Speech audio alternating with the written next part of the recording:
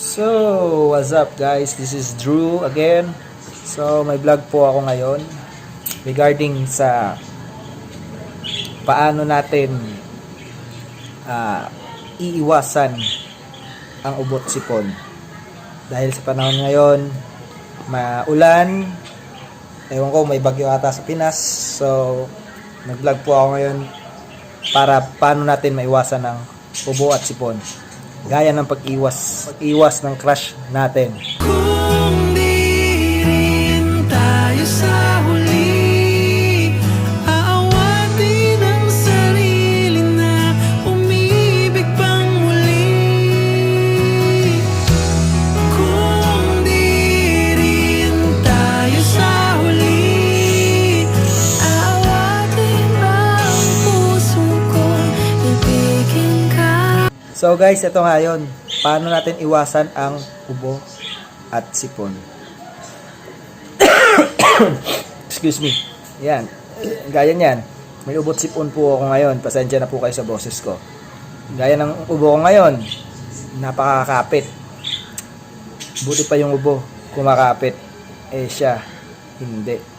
Sa dulo ng ating walang hanggan, hanggang ang puso'y wala nang nararamdaman, kahit matapos ang magpakailan pa man. Oh.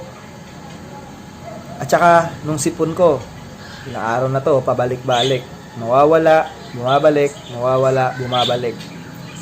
Buti pa yung sipon, bumabalik. Siya, hindi na.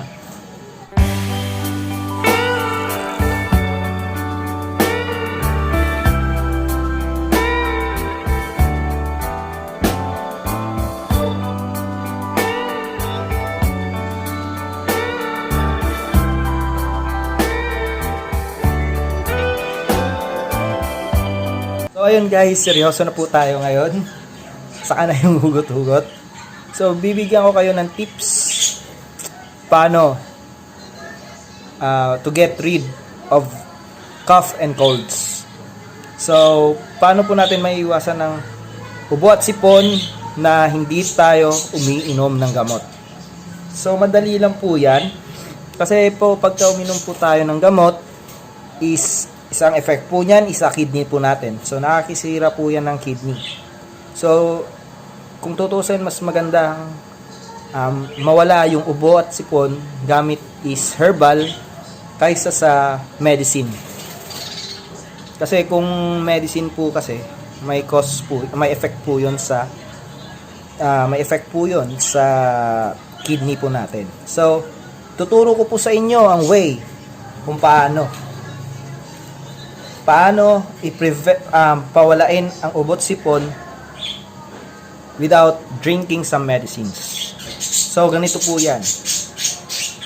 Ang una po, ang gagawin nyo po para mawala ang ubo at sipon nyo is kailangan nyong mahalin at alagaan ang ubo at sipon nyo.